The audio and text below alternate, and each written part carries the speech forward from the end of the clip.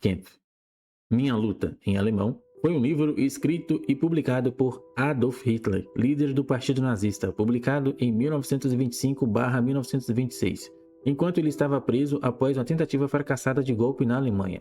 Uma mistura de autobiografia e manifesto político, expõe claramente a ideologia nazista, incluindo antissemitismo extremo, ódio aos judeus, nacionalismo radical alemão, racismo e a ideia de raça superior, anticomunismo, defesa de um Estado autoritário, a ideia de expansão territorial. Serviu como base ideológica do nazismo. Muitas das ideias descritas no livro foram colocadas em prática quando Hitler chegou ao poder. Está diretamente ligado às políticas que levaram à Segunda Guerra Mundial e ao Holocausto.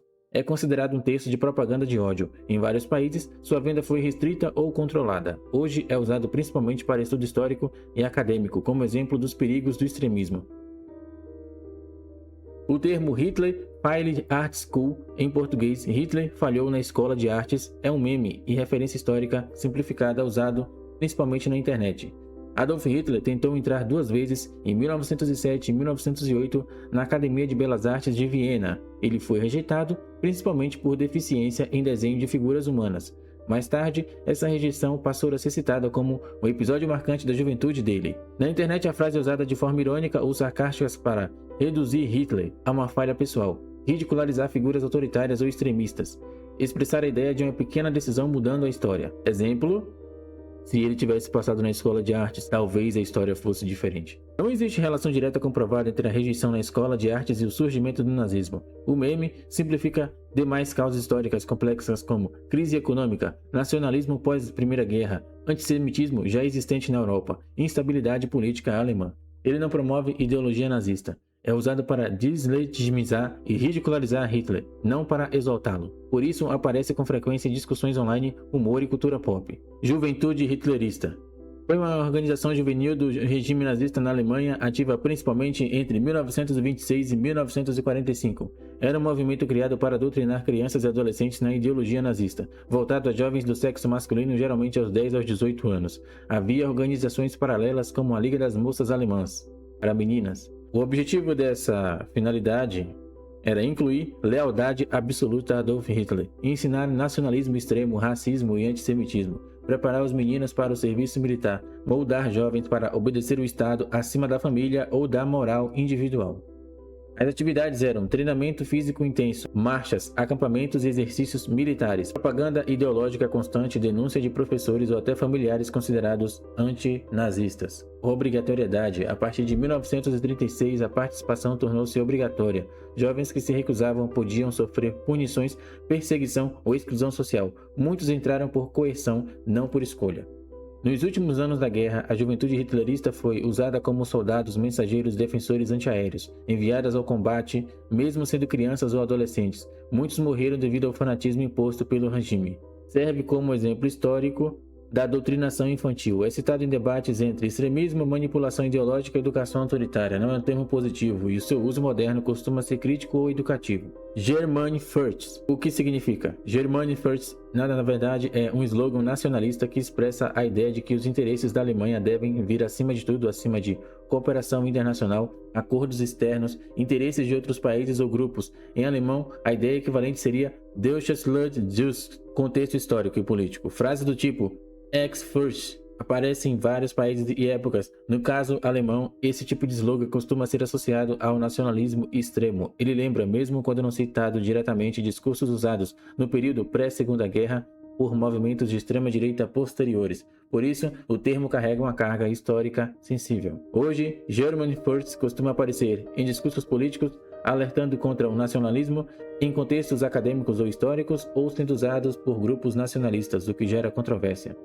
Importante diferenciar o patriotismo, orgulho do próprio país, se negar aos outros, e o nacionalismo extremo, ideia de superioridade ou exclusão de outros povos. Germany First tende a cair, mas no segundo caso, dependendo de quem usa e como usa. Porque a história é vista com cautela. A história alemã do século XX faz com que slogans absolutistas sejam analisados com muito cuidado. O termo não é neutro, geralmente desperta debate ou rejeição. Genocídio nazista. Genocídio nazista, conhecido historicamente como o Holocausto, foi o extermínio sistemático e planejado de milhões de pessoas pelo regime nazista da Alemanha durante a Segunda Guerra Mundial. O que foi o Holocausto? um crime de Estado organizado pelo governo nazista, baseado em ideologia racista e antissemita. Tinha como objetivo eliminar grupos considerados indesejáveis ou inferiores. Principais vítimas: cerca de 6 milhões de judeus foram assassinados. Outros grupos também foram perseguidos e mortos, incluindo ciganos, pessoas com deficiência ou mental, prisioneiros políticos, homossexuais, testemunhos de Jeová e eslavos. No total, mais de 11 milhões de pessoas morreram. Como o genocídio foi executado? O processo ocorreu em etapas: desumanização, propaganda que retratava judeus e outros grupos como inimigos ou pragas, exclusão social e legal, leis que retiravam direitos civis, empregos e cidadania, guetização e deportação, confinamento em guetos e transporte forçado em trens, campos de concentração e extermínio, assassinatos em massa por câmaras de gás, execuções, trabalhos forçados até a morte, fome e doenças. Campos como Auschwitz, Treblinka, Sobibor foram criados especificamente para matar em escala industrial. E por que isso aconteceu? O genocídio nazista foi resultado da combinação de antissemitismo histórico na Europa, nacionalismo extremo, autoritarismo, crises econômicas e sociais, uso intenso de propaganda e censura, obediência cega ao Estado. É importante considerar que um dos maiores crimes feitos contra a humanidade levou à criação do termo genocídio, influenciou a criação das leis internacionais dos direitos humanos e serve como alerta permanentemente sobre os perigos do extremismo, do ódio e da desumanização, como é tratado hoje. Ensinar sobre o Holocausto é fundamental para evitar a repetição. Negar ou minimizar o genocídio é considerado desinformação grave e, em alguns países, é crime. Volkswagen relacionada com o nazismo. A Volkswagen tem uma ligação histórica direta com o regime nazista, porque a empresa foi criada diretamente e durante a Alemanha nazista como parte de um projeto estatal. Volkswagen foi fundada em 1937. O nome Volkswagen significa carro do povo. A ideia foi promovida pelo governo de Adolf Hitler. O objetivo era produzir um carro barato e acessível para famílias alemãs. O modelo que deu origem ao famoso Fusca foi projetado pelo Ferdinand Porsche, a pedido do regime. A ligação não foi apenas simbólica, a empresa foi criada por uma organização controlada pelo Partido Nazista. Hitler participou diretamente da divulgação do projeto. A fábrica fazia parte da propaganda de progresso e unidade nacional. Durante a Segunda Guerra Mundial, a produção de carros civis praticamente parou. A Volkswagen passou a fabricar veículos militares. A empresa utilizou o trabalho forçado, incluindo prisioneiros de guerra, trabalhadores escravizados, pessoas retiradas de campos de concentração.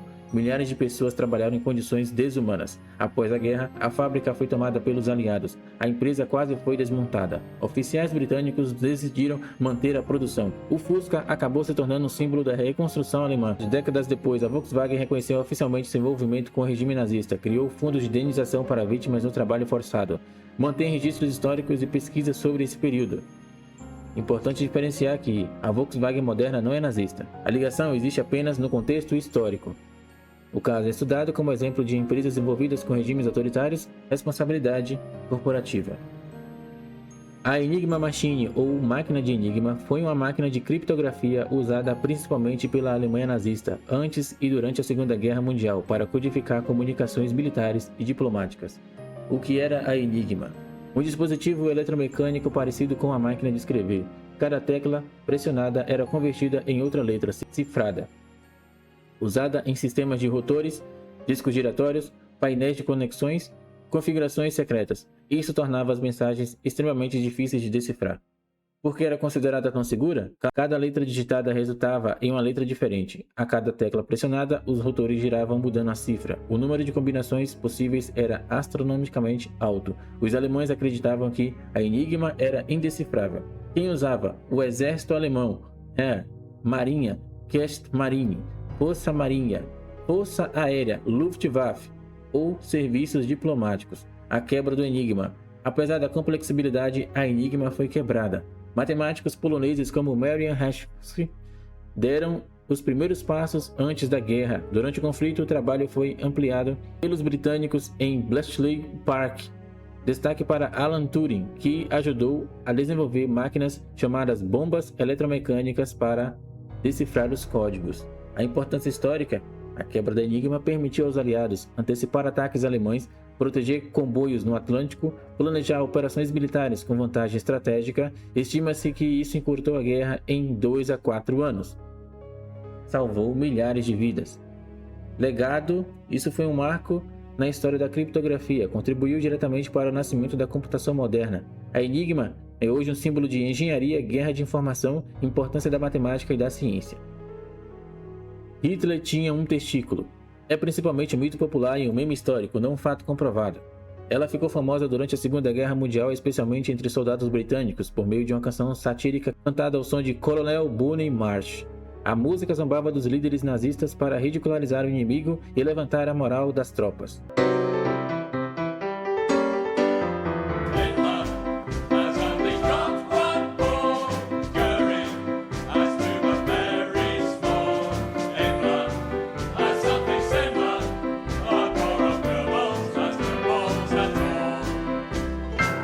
Não existe prova médica confiável que confirme que Hitler tinha apenas um testículo.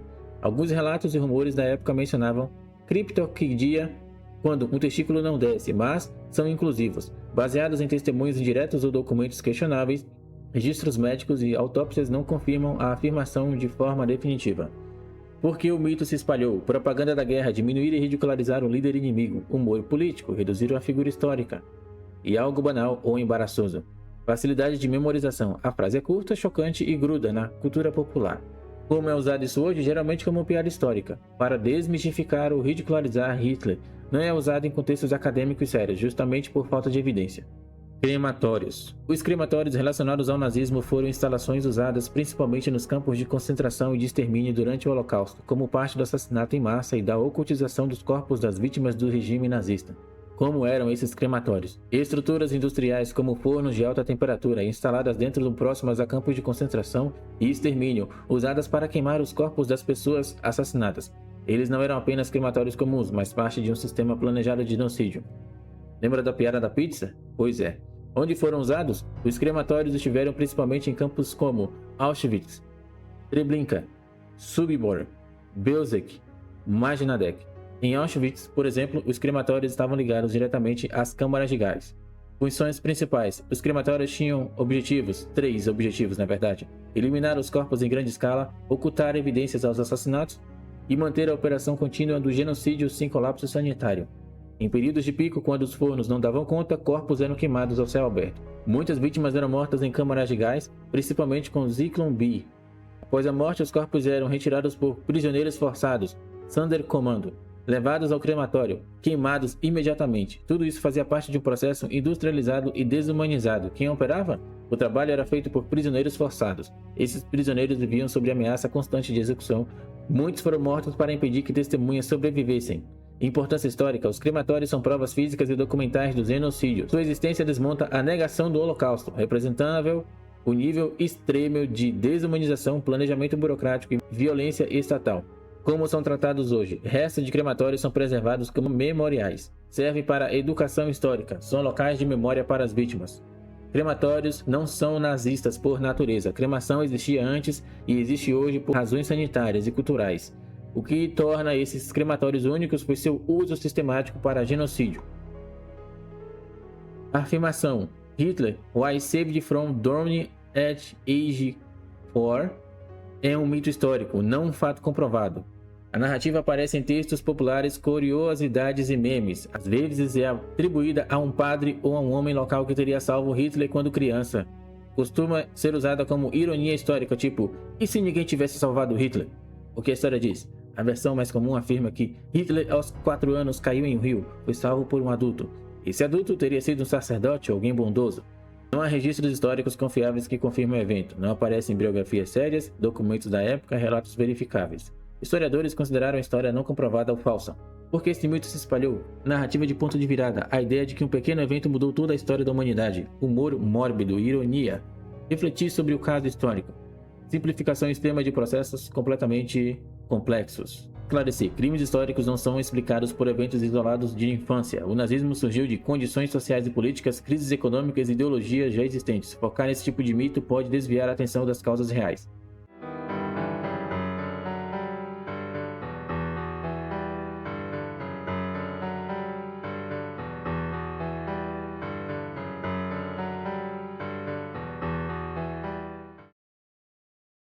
Twins of Auschwitz, gêmeos de Auschwitz, refere às crianças gêmeas usadas em experimentos médicos brutais pelo regime nazista no campo de concentração e extermínio de Auschwitz durante a Segunda Guerra Mundial. Quem eram esses gêmeos?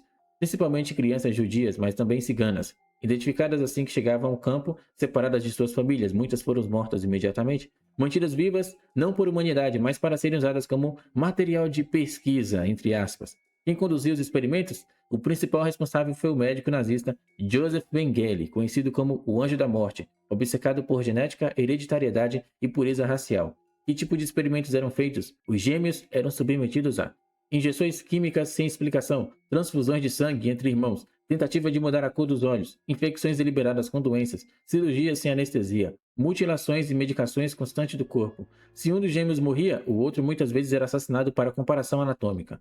O objetivo dos nazistas era buscar provas científicas para o racismo e a eugenia, tentar aumentar a taxa de nascimento dos arianos, justificar ideologicamente o genocídio. Esses experimentos não tinham valor científico real e violavam qualquer princípio ético. Quantas crianças foram afetadas? Estima-se que mais ou menos 1.500 pares de gêmeos passaram por Auschwitz. Cerca de 200 indivíduos sobreviveram. Alguns sobreviventes dedicaram a vida a dar testemunho histórico, combater a negação do Holocausto e educar sobre ética médica e direitos humanos. Um exemplo conhecido é Eva Moses Kor, que fundou um museu dedicado à memória dos gêmeos de Auschwitz. Estudos de Joseph Mengele. Os estudos de Joseph Mengele não foram ciência legítima, mas experimentos médicos criminosos conduzidos durante o Holocausto nos campos de Auschwitz entre 1943 e 45. Eles são hoje citados apenas como exemplo de violação extrema da ética médica. Quem foi esse miserável? Médico nazista da SS, conhecido como Anjo da Morte, responsável por selecionar prisioneiros para trabalho forçado ou morte imediata, obcecado por eugenia e pela ideia de pureza racial. O que ele dizia estar estudando? Mengele afirmava pesquisar genética e hereditariedade, gêmeos, diferenças raciais, deficiências físicas e doenças congênitas. O objetivo ideológico era provar a superioridade ariana, algo que já era cientificamente falso na época. O que realmente fazia? Seus experimentos incluíam injeções de substâncias químicas sem consentimento, infecção deliberada com doenças, transfusões de sangue entre gêmeos. Os chamados estudos de Mengele não seguiam nenhum método científico, não tinham nenhum grupo de controle válido, não tinham consentimento, eram baseados em racismo pseudocientífico, produziam dados inúteis ou inválidos. Os crimes médicos nazistas, incluindo os de Mengele, levaram a julgamentos de Nuremberg, criação de Código de Nuremberg que estabelece consentimento informado, proibição de sofrimento desnecessário e prioridade absoluta da dignidade humana. Fundação da bioética moderna. O destino dele? Fugiu após a guerra, viveu escondido na América do Sul, nunca foi julgado e morreu em 1979 no Brasil por afogamento. Importante enfatizar, Joseph Mengele não foi o cientista legítimo. Seus atos foram tortura e assassinato, não pesquisa. Estudar esse tema serve para garantir que nunca se repita. A suástica. A suástica, ou símbolo muito antigo cuja história é muito mais ampla e antiga do que sua associação com o nazismo. Origem da suástica. O símbolo existe há mais de 5.000 anos. Apareceu de forma independente em várias culturas ao redor do mundo. O nome vem do sânscrito, suartika, que significa bem-estar, boa sorte, prosperidade. Olha o que esse símbolo virou. Culturas que usaram a suástica. Antes do século XX, a suástica era um símbolo positivo, presente em Índia, China e Japão, Europa Antiga, povos indígenas das Américas e Escandinávias. Ela geralmente representava o Sol, ciclos da vida, eternidade e harmonia cósmica. A suástica no contexto nazista. No século XX, Adolf Hitler adotou a suástica como símbolo do partido nazista. A versão nazista tem características específicas. Girada a 45 graus, geralmente preta, dentro de um círculo branco sobre fundo vermelho. Para os nazistas, ela simbolizava nacionalismo extremo, racismo, a ideia de raça ariana. Após o Holocausto, a suástica passou a ser fortemente associada ao ódio, genocídio e extremismo, especialmente no Ocidente. Diferença importante religiosa versus nazista. Suástica tradicional, religiosa, cultural, usada até hoje na Ásia, pode apontar para a direita ou para a esquerda. Tem significado positivo e espiritual. Suástica nazista, símbolo político de ódio, associado ao genocídio, proibido em vários países como a Alemanha e também em muitos países europeus. Exibir a suástica nazista é crime. Em contextos religiosos asiáticos, a suástica continua sendo usada. Isso pode causar confusão mental, especialmente para quem associa o símbolo apenas ao nazismo. A Argentina. A Argentina tem relação com o nazismo principalmente no período após a Segunda Guerra Mundial, mas essa ligação é histórica e contextual, não ideológica, do país como um todo. Fuga de nazistas para a Alemanha. Após 1945, centenas de nazistas e colaboradores fugiram da Europa para a América do Sul e a Argentina foi um dos principais destinos, porque o país tinha políticas migratórias permissivas no pós-guerra, simpatia de setores no governo por regimes autoritários europeus, pouca pressão internacional imediata existiam redes de fuga conhecidas como hotlines, que ajudavam criminosos nazistas a escapar. Adolf Eichmann, um dos arquitetos do Holocausto, Joseph Mengele, esse bosta de novo, médico do Auschwitz, outros oficiais da SS e colaboradores. Eichmann foi capturado em 1960 por agentes israelenses em Buenos Aires. O governo Perón. Durante os governos de Juan Domingo Perón, a Argentina manteve uma posição ambígua durante a guerra. Após o conflito, o governo facilitou a entrada de ex-nazistas. Também recebeu refugiados judeus e europeus comuns. A motivação foi mais política e estratégica do que ideológica. Atrair os técnicos militares especialistas e fortalecer o Estado argentino. A Argentina já possuía grandes comunidades de imigrantes alemães. A maioria não era nazista. Pequenos grupos simpatizantes existiram, mas não representavam a população alemã como um todo, nem a sociedade argentina em geral.